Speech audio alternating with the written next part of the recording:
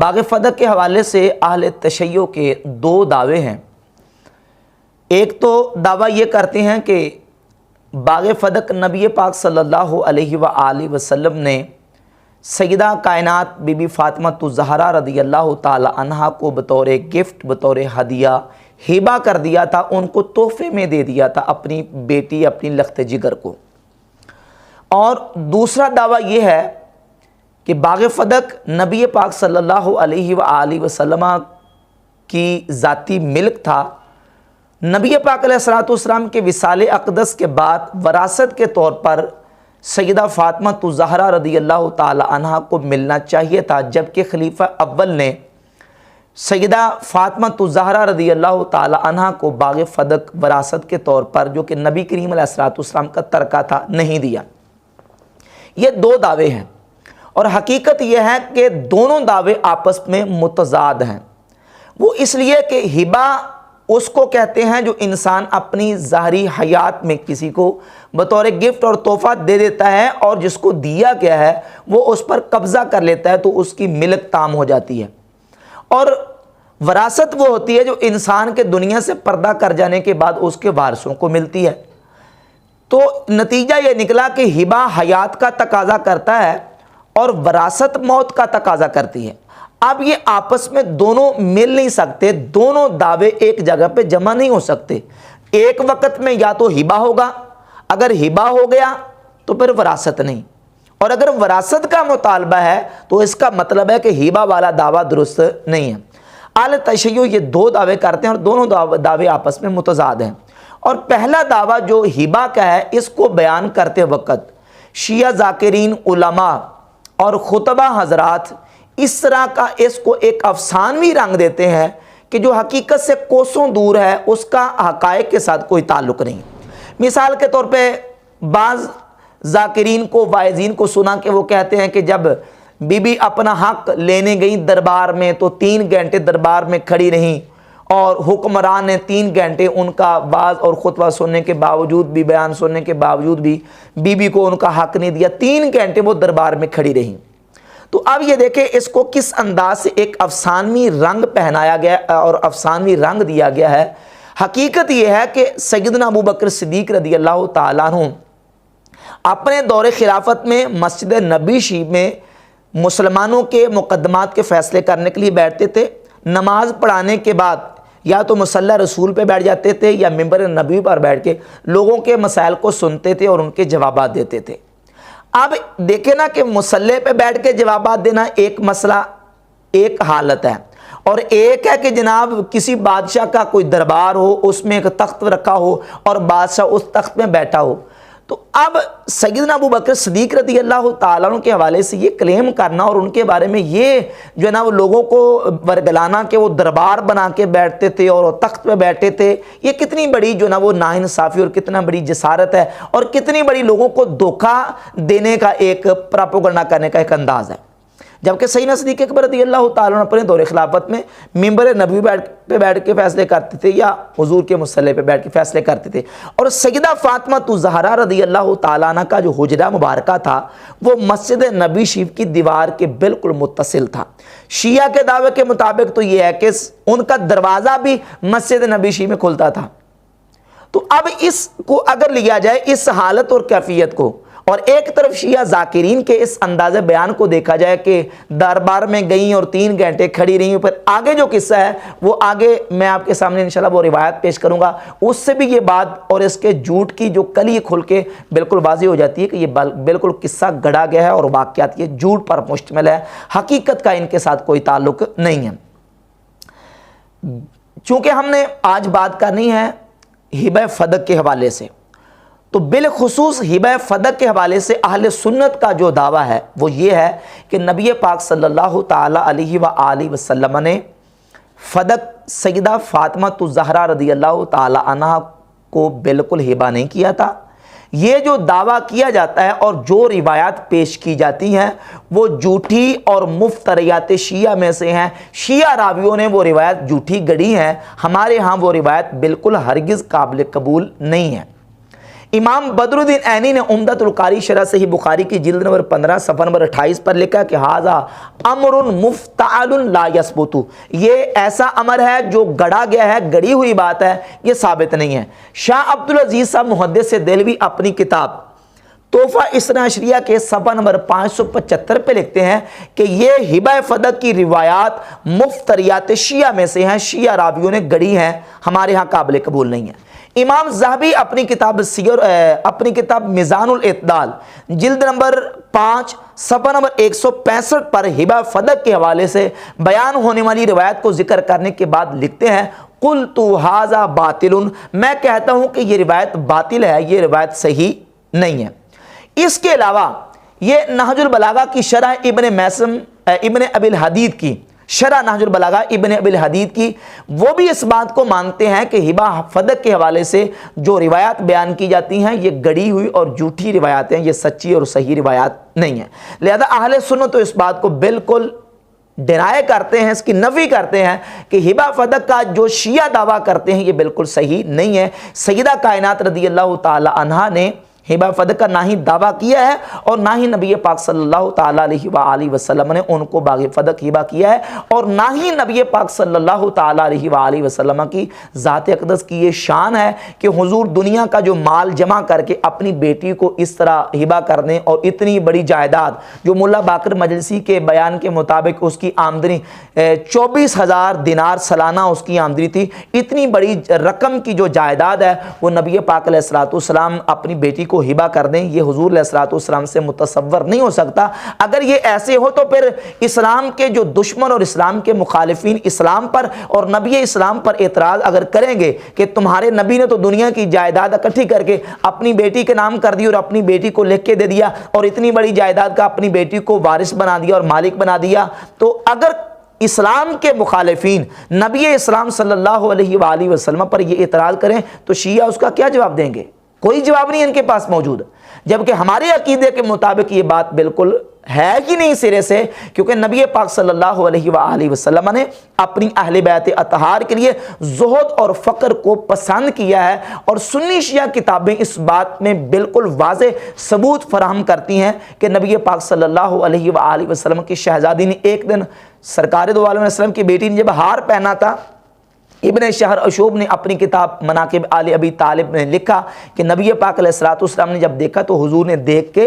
اپنا مبارک چہرہ پھیر لیا، حضور نے اس پر تعرض کیا اور ناپسندیدگی کا اظہار کیا، تو سیدہ کائنات رضی اللہ تعالی عنہ نے اس ہار کو اتار دیا۔ نبی پاک علیہ السلام کی بارگاہ اقدس میں سیدہ کائنات آئیں اور کہا کہ یا رسول اللہ صلی اللہ علیہ وسلم، علی پاک نے مجھے بھیجا ہے کہ کام کر کر کے میرے ہاتھوں پہ چھالے بن گئے اور مشکیزہ اٹھا اٹھا کے میرے جو نا وہ کندھے پر نشان پڑ گئے، تو آپ کو لونڈی یا غلام مجھے عطا کر دیں۔ تو رسول اللہ صلی اللہ علیہ وآلہ وسلم نے سیدہ فاطمہ الزہرا رضی اللہ تعالی عنہ کو تسبیح زہرا یا تسبیح فاطمہ جسے کہتے ہیں کہ تم جب سونے لگو یا نماز پڑھو تو نماز پڑھنے کے بعد یہ 33 مرتبہ سبحان اللہ، 33 مرتبہ الحمدللہ اور 34 مرتبہ اللہ اکبر پڑھ لیا کرو۔ تو نبی پاک علیہ السلام نے غلام یا لونڈی دینے کی بجائے سیدہ فاطمہ الزہرا رضی اللہ تعالیٰ عنہ کی ذات گرامی قدر کو تسبیح پڑھنے کا حکم ارشاد فرمایا۔ یہ حضور نے زہد اور فقر تھا جو سیدہ کائنات اور اپنی اہل بیت اطہار کے لیے پسند کیا، اختیار کیا۔ اس کے باوجود نبی پاک علیہ السلام اپنی بیٹی کو اتنی بڑی جائیداد کس طرح ہبہ کر سکتے ہیں؟ تو یہ عقل بھی اس کا تقاضا کرتی ہے کہ یہ بات درست نہیں ہے۔ اور بالخصوص جو روایات اہل تشیع پیش کرتے ہیں ہبہ کے حوالے سے، ان میں اتنا تضاد ہے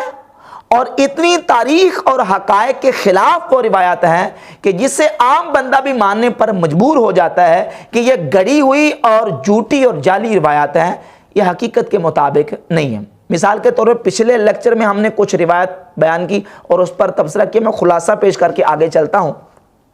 مثال کے طور پہ شیعہ کتابوں میں سے یہ تفسیر العیاشی ہے،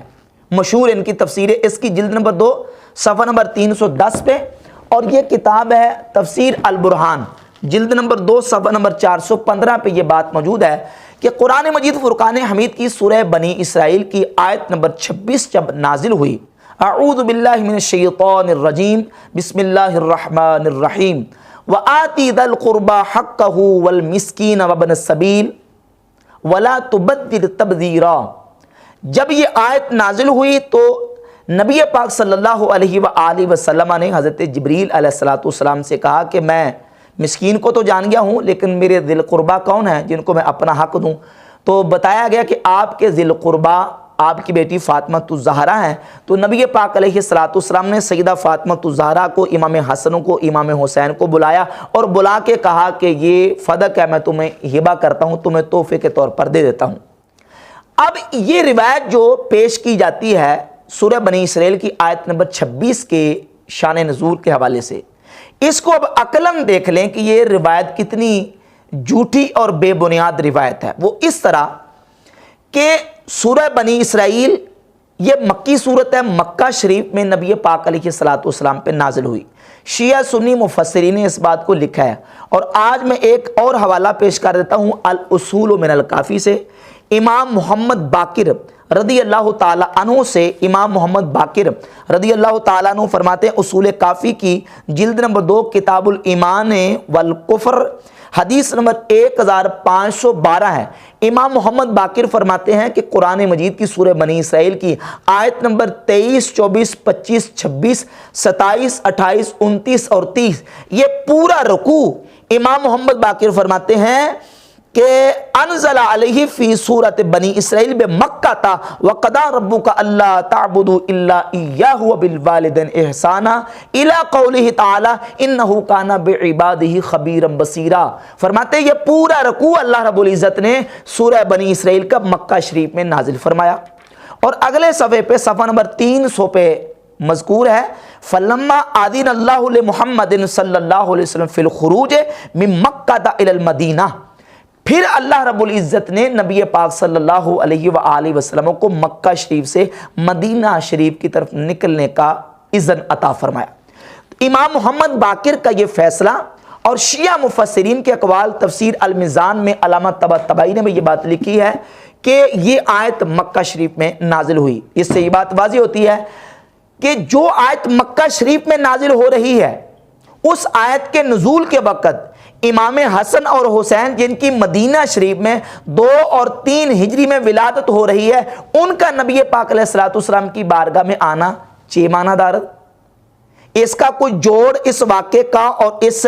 جو آیت کے شان نزول کا امام حسن اور حسین کے ساتھ کوئی بنتا ہے؟ ہرگز نہیں بنتا۔ اور باغ فدق نبی پاک علیہ السلام کے ہاتھ مبارک میں آ رہا ہے سن 7 ہجری میں۔ سن 7 ہجری میں آنے والا باغ فدق حضور کے ہاتھ میں،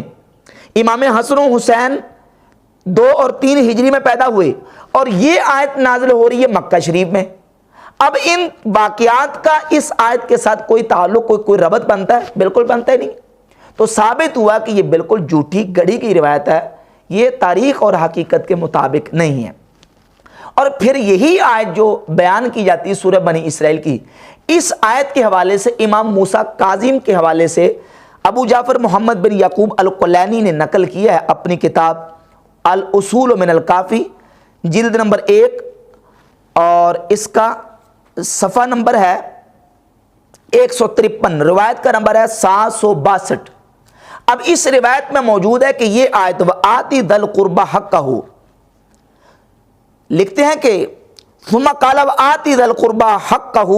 فکان علی وکان حقہ الوصیۃ التی جعلت لہ۔ یہ جو ہے نا کہ حکم دیا گیا کہ اپنے قریبیوں کو حق دیجئے، اب حق سے مراد کیا ہے؟ پہلی روایت بیان کرتی حق سے مراد فدق ہے جو حضور علیہ السلام نے امام حسن حسین اور حضرت فاطمہ کو دے دیا،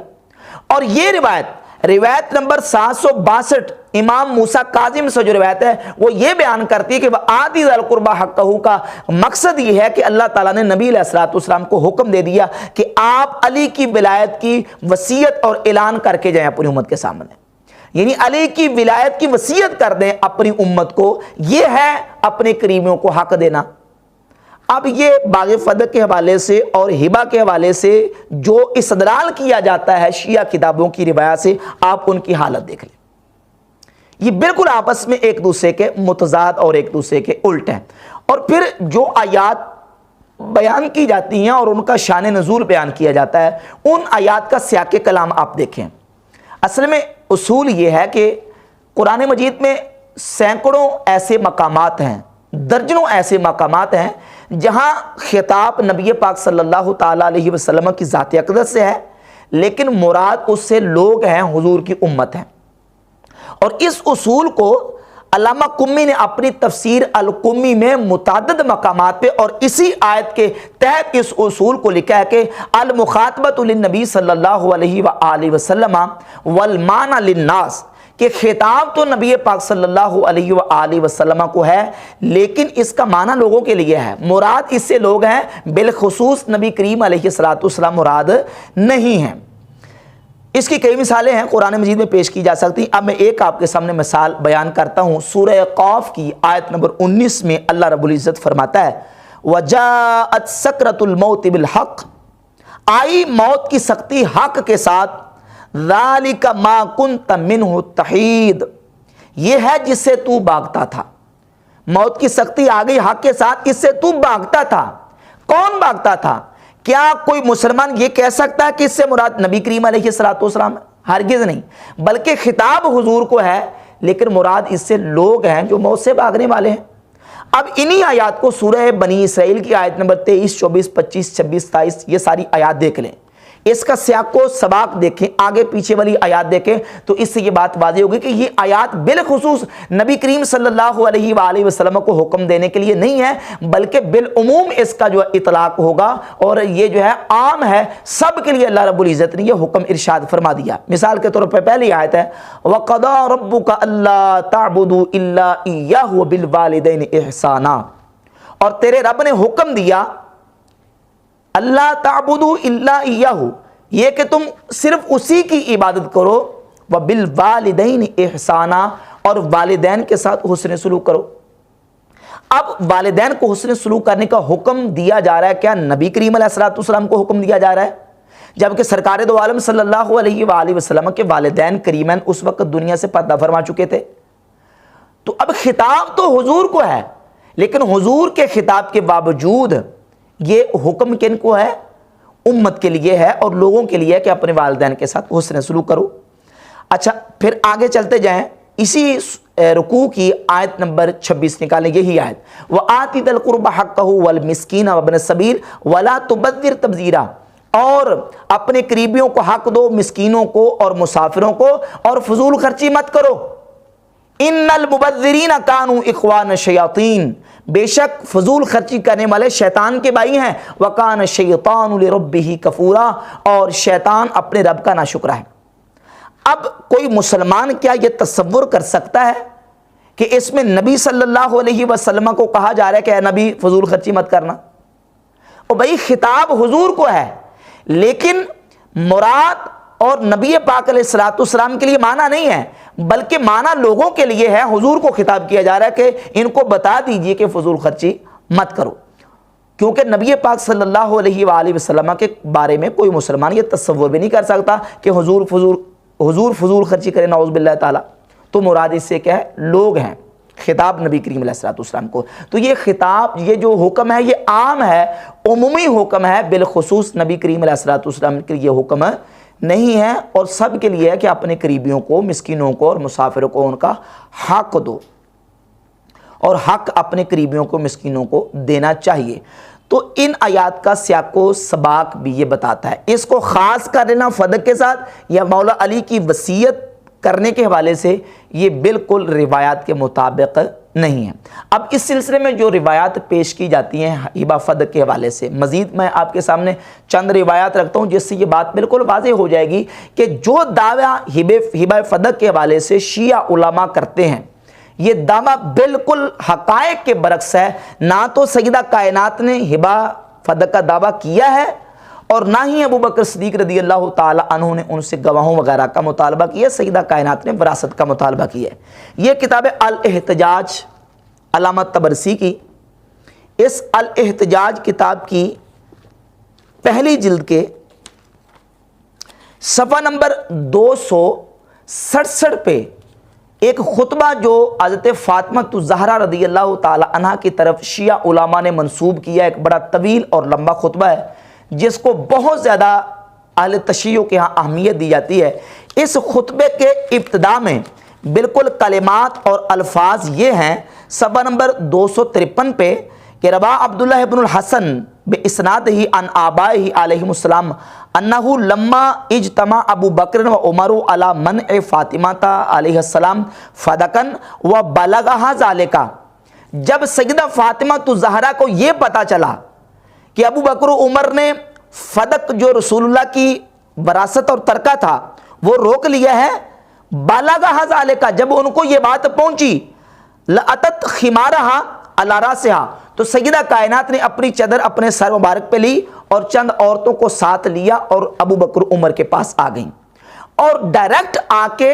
وراثت کا مطالبہ کیا ہے۔ ہبہ فدق کے حوالے سے اس روایت اور خطبے میں دور دور تک کوئی اشارہ بھی موجود نہیں ہے کہ جس میں سیدہ رضی اللہ تعالیٰ عنہ نے یہ دعویٰ اور کلیم کیا ہو کہ نبی پاک علیہ الصلوۃ والسلام نے مجھے فدق ہبہ کر دیا ہے۔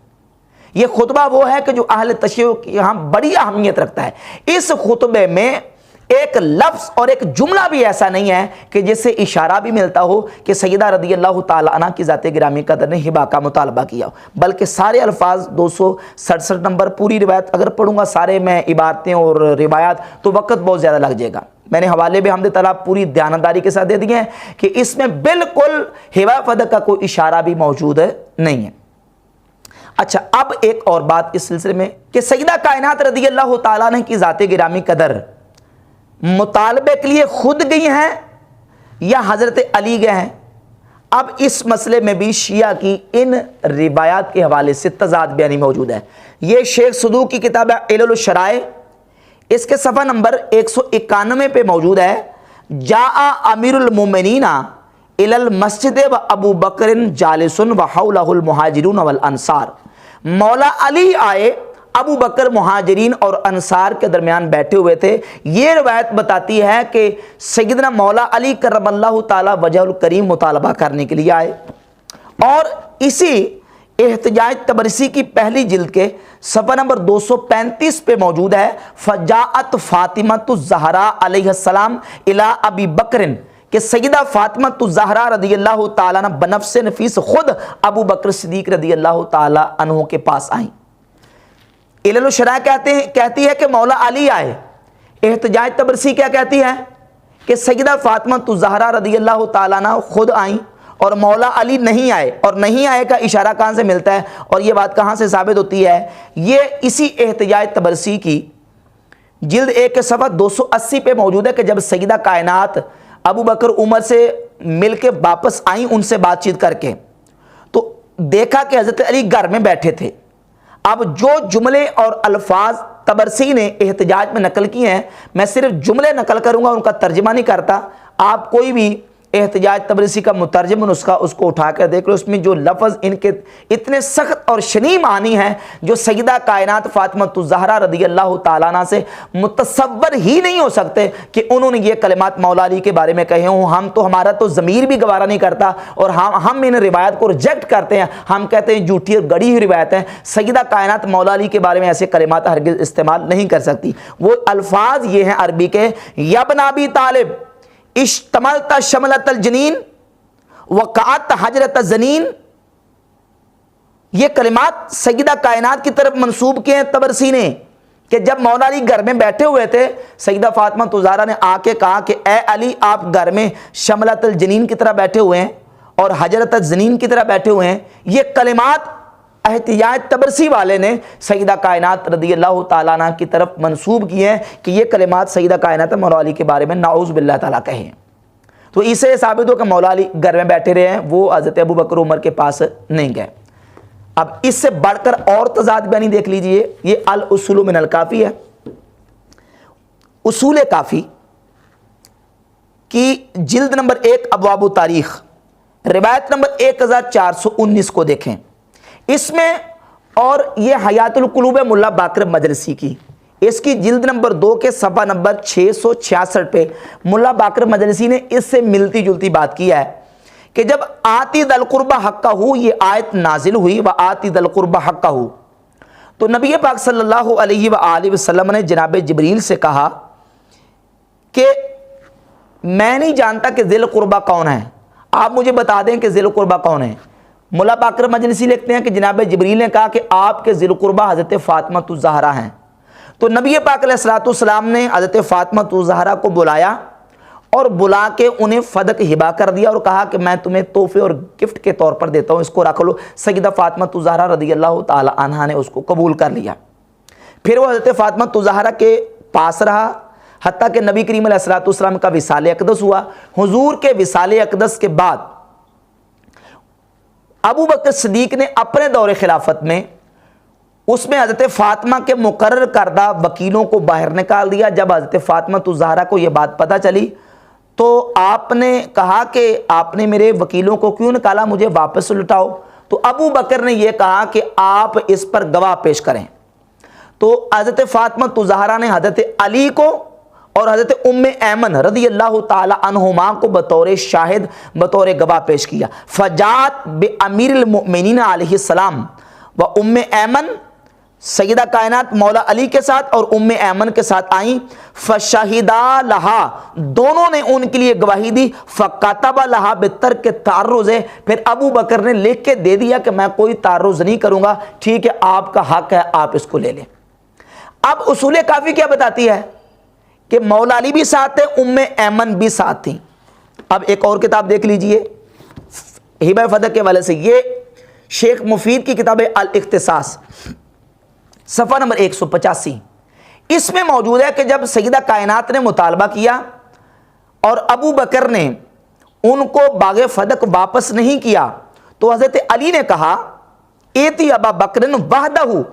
اے فاطمہ آپ اکیلی ابو بکر کے پاس جائیں، فَإِنَّهُ أَرَقُّ مِنَ الْآخَرِ، یہ دوسرے سے یعنی عمر سے زیادہ رقیق القلب ہیں، وہ آپ کی بات سنیں گے، مانیں گے، اور ان سے جا کے کہیں اور دعویٰ کریں۔ تو سیدہ فاطمہ الزہرا گئیں اور جا کے کہا کہ مجھے رسول پاک علیہ الصلوۃ والسلام نے یہ ہبہ کر دیا تھا، تو ابو بکر صدیق نے ان کو لکھ کے دے دیا۔ اب اصول کافی کہتی کہ حضرت علی بھی موجود تھے، ام ایمن رضی اللہ تعالیٰ عنہ بھی موجود تھیں، اور الاختصاص کہتی ہے کہ صرف سیدہ کائنات ابو بکر کے پاس گئی ہیں، کوئی دوسرا ساتھ موجود نہیں تھا۔ آپ ان دونوں روایتوں کا ٹکراؤ اور تضاد بیانی دیکھ لیں، ایک میں کچھ ہے اور دوسری روایت میں کچھ ہے۔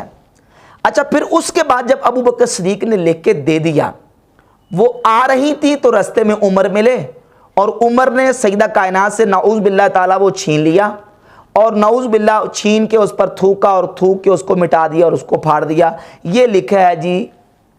اصول کافی میں، اور اس الاختصاص شیخ مفید کے صفحہ 185 میں لکھا ہے کہ عمر نے پکڑا اور پکڑ کے اس کو پھاڑ دیا اور نعوذ باللہ تعالیٰ العیاذ باللہ تعالیٰ عمر نے پھر سیدہ کائنات کو نعوذ باللہ دھکے دیے، ٹھڈے مارے اور نعوذ باللہ العیاذ باللہ تمانچے مارے، اور ان کے ہاں بچے کی ولادت ہونے والی تھی محسن کی، وہ بچہ شہید ہو گیا اور وہ بچہ فوت ہو گیا۔ یہ جھوٹ گڑا گیا ہے اس انداز سے، حالانکہ یہ بات بھی حقیقت کے بالکل برعکس ہے۔ وہ اس لیے کہ مسند احمد کی پہلی جلد میں صحیح حدیث موجود ہے کہ حضرت محسن سیدہ کائنات فاطمہ الزہرا کے بیٹے نبی پاک صلی اللہ علیہ وآلہ وسلم کی ظاہری حیات طیبہ میں متولد ہو چکے تھے۔ مولا علی حضور کی بارگاہ میں جس وقت آئے تو نبی پاک علیہ الصلوۃ والسلام نے فرمایا بیٹے کا نام کیا رکھا ہے؟ تو انہوں نے کہ حضور اس کا نام حرب رکھا ہے۔ تو نبی پاک علیہ الصلوۃ والسلام نے فرمایا اس کا نام تو محسن ہے، محسن نام حضور نے خود بنفس نفیس سیدہ کائنات کے بیٹے کا رکھا ہے۔ اب یہ جو قصہ جوڑا گیا ہے، اب اس کا تاریخ کے ساتھ اب دیکھیں کوئی اٹیچمنٹ اور کوئی تعلق بنتا ہے نہیں، حقیقت کے بالکل برعکس ہے۔ اور پھر اس میں دیکھیں کہ اس میں یہ کہ صرف سیدہ کائنات اکیلی موجود تھی، اور اصول کافی کہتی کہ مولا علی بھی موجود تھے، اور یہ کوئی 2 4 5 میل یا کلومیٹر کا فاصلہ نہیں تھا کہ سیدہ وہاں سے وہ نوشتہ اور لکھا ہوا لے کے آئیں اور رستے میں عمر ملے۔ وہ اس لیے کہ سیدہ کائنات کے حجرے کی دیوار مسجد نبوی کے ساتھ متصل تھی۔ اب مسجد سے گھر آتے وقت کتنا فاصلہ طے کرنا پڑتا ہے، جبکہ مولا علی بھی موجود ہوں، ام ایمن بھی موجود ہوں، اور ان کی موجودگی میں نعوذ باللہ عمر سیدہ کائنات کے ساتھ یہ رویہ اختیار کریں، یہ کیا حضرت علی کے موجودگی میں ایسا ہو سکتا ہے؟